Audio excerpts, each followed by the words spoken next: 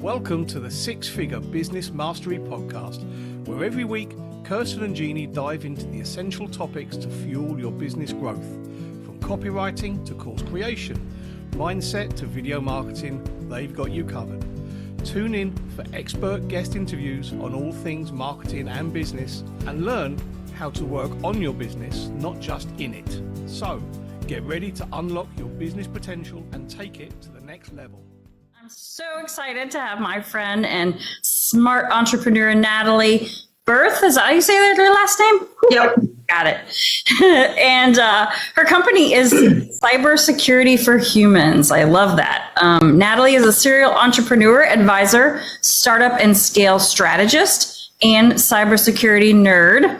She founded Cybersecurity for Humans to help entrepreneurs skip the learning curve about online security by proving that it's simple, easier, and more accessible than you realize. So today she's going to talk to us about getting hacked and hijacked. What's the difference? What do you need to know? How do you protect yourself? So thanks for being here, Natalie. Thanks for having me. Of course. Kind of a scary topic. I know, right? Scary topic today. I know. And I'll be honest, it should be scary. Like, you should be scared enough to take it seriously, but not so scared that you're just going to hide, in the closet and hope it never gets to you. But you should be scared because the statistics are terrifying. What's the difference between hacked and hijacked? Because there is a difference. There's a big difference. So there's actually 3 steps to it. There's impersonated, hacked, and hijacked. When people say, "Oh, I've been hacked," they actually mean all 3 things. The irony is actually they don't actually often realize when they're hacked, but they'll use us. So somebody will post and say, "Oh, I've been hijacked." There's a fake account. That's not hijacking. That's impersonating, or cloning is another word that people use, spoofing, right? Somebody has stolen your name, stolen your photos, which are really easy to download on Facebook. If they're friends with one of your friends, right? Or somehow you manage to accept them as a friend in your world, then they have your private pictures as well. And so they just create an account, and then they start trying to connect with all of your friends, and then your friend will say, "Oh gosh, I thought I was already connected with Jeannie." Sure, I'll say yes, right? Because we're so busy, we don't pay attention. So that's the first one. The second one is, I want to use an analogy of a house, right? Because this is the easiest way for people to remember. Your accounts are your house. And a hacker is like somebody who's broken into your house and stolen your stuff. They may have stolen, money or your electronics, or maybe you don't even realize what they've stolen, but they've rearranged stuff. A hijacker has moved into your house, changed the locks, and now you have no way of getting in. So that means that when you don't have access to your accounts anymore because someone hacked you, right? Hijacking is a form of hacking because they need to hack into your account. The hijacking is taking it over. And now they are you, right? As far as social media goes, as far as the digital world goes. What is the end game when someone takes over your account? So if they want to impersonate me, what is the end game for them? What's the gain for them in doing this? Money. Okay. And how would they get money? Let me explain that. Yeah, it's a great question. So there's a couple of things that they do. One of them is, if you're a business owner, you may do ads or pay for stuff through Meta Business, but now they may have access to be able to tap into that and access.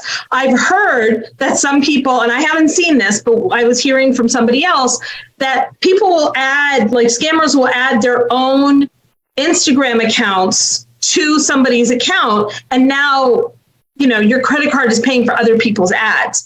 But more than that, if I am in a dire financial situation and I message Jeannie and say, "I really need to borrow $100, right? Jeannie may very well go, "Oh my gosh, I'm really sorry, Natalie, that you're going through that. Let me send you $100. Now, if I can do that 20 or 30 times with my, 1,000 new friends, that's a nice little take home, right? You just made $2,000, $3,000 with not a whole lot of effort. And maybe one of those now starts getting emotionally connected to you somehow. And now we've jumped into catfishing, right? So catfishing not only happens with fake accounts trying to friend you and you know, tug on your heartstrings, but they'll also work to, you know, within the community that somebody thinks like Jeannie thinks she's helping me. I'll lend you $1,000 now because I know you're going through this stuff. She ain't seeing that money back because it's not me. So it's at the end of the day, it's always money. At the end of the game, the final end game, it's always about money. But the whole buildup is about social engineering. And the one thing that I have to say is, and the thing that I keep telling people is that scammers play the long game.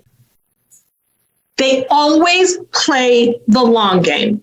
They are willing to develop a Facebook account for months or years before they actually put it into play.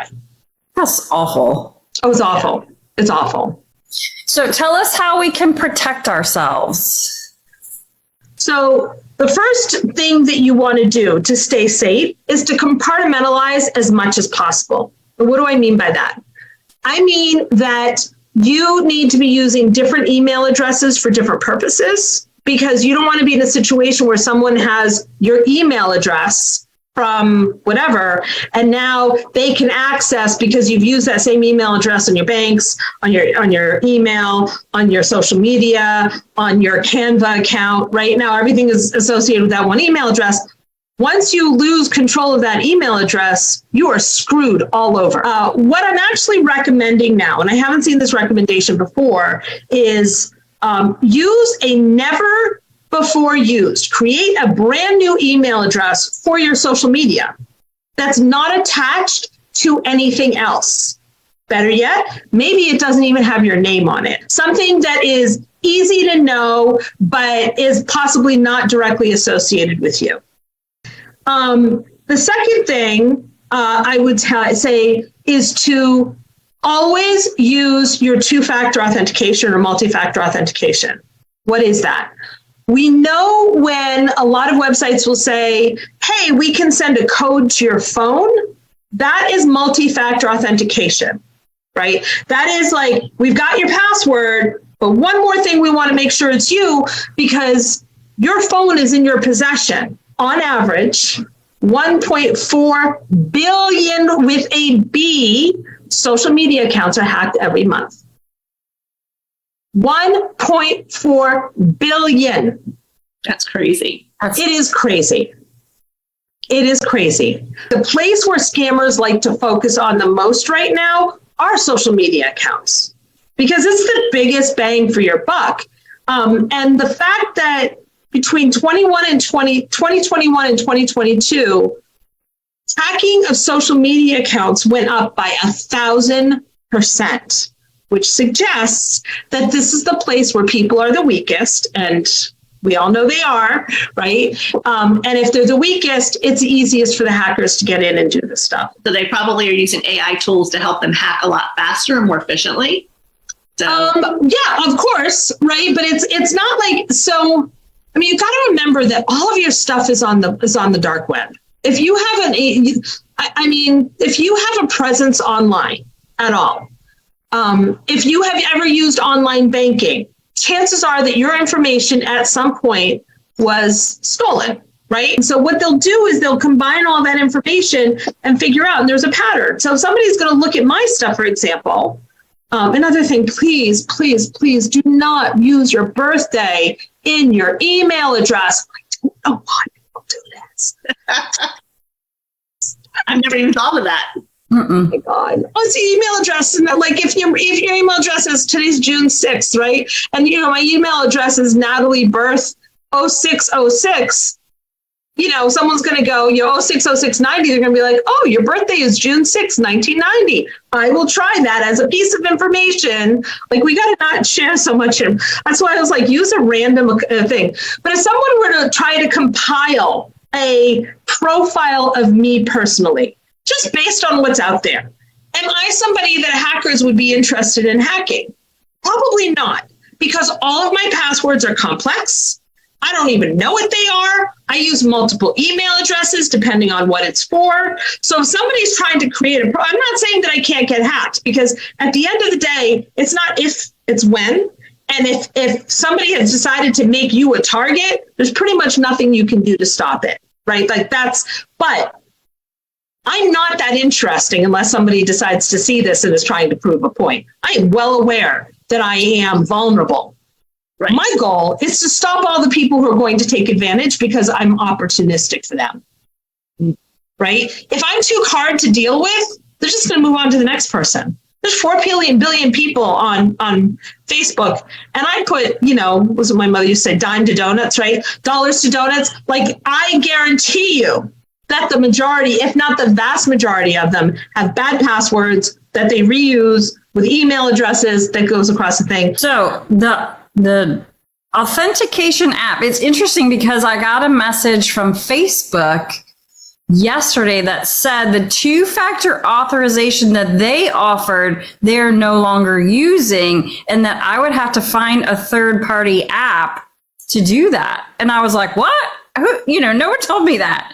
So do you know, or do you have recommendations of who you trust as a third-party app? So here's something interesting. I would use a third party. There's a bunch of really good ones out there. So there's Authy. The most common one is Google Authenticator. LastPass has one. But I would not use an authenticator from the same company where you store your passwords for password management. Right? It's convenient to have it all in the same place. Right.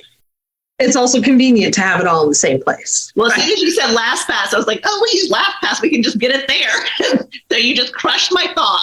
Yeah. I use, because it happens that there's several accounts that I use that only want to use Google Authenticator. So I use that. But, you can try several of them. I think Facebook is one of the ones that they like Google Authenticator. And it's, like, the first time I set it up, I was so confused by the entire, I think it took me like an hour to set it up. And I'm like, I cannot possibly be this dumb.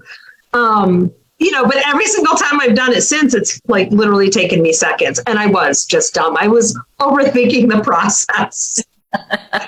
Just follow the steps. Well, you know what they do now? It's also a little bit easier because they'll say 2-factor authentication. Like, what they'll do is they'll say, oh, you want to use an authenticator app. You click the button. It'll pop up a unique QR code for you. You take your authenticator app, you take a picture of the QR code, and then it automatically connects it. Well, Natalie, we're definitely going to check out the Google authentication process, and hopefully it won't take us an hour, thanks to your fabulous tips. Do you have anything else you'd like to share with our audience today? Yeah, I actually, because social media hacking is such a big deal, I actually created a course called Hacked and Hijacked. And it's inexpensive. I deliberately put it low cost. And I cover all of the major social media, Facebook, Instagram, TikTok, Twitter. There's another one, YouTube. There's 6 of them. And then also Gmail, Hotmail, and Yahoo. And so the goal is to protect or recover your accounts from hackers. This is awesome. We'll definitely put a link for that in the comments or description below. So if you want to reach out to Natalie, there'll be all of her information will be there. But this has been amazing. I am a little scared. So got a lot of passwords I need to change later tonight. And Jeannie and I'll definitely talk more about doing the authentication process. So that'll be exciting. Thank you so much for joining us today. My pleasure. Learned a lot. Yeah. Yeah, this has been great.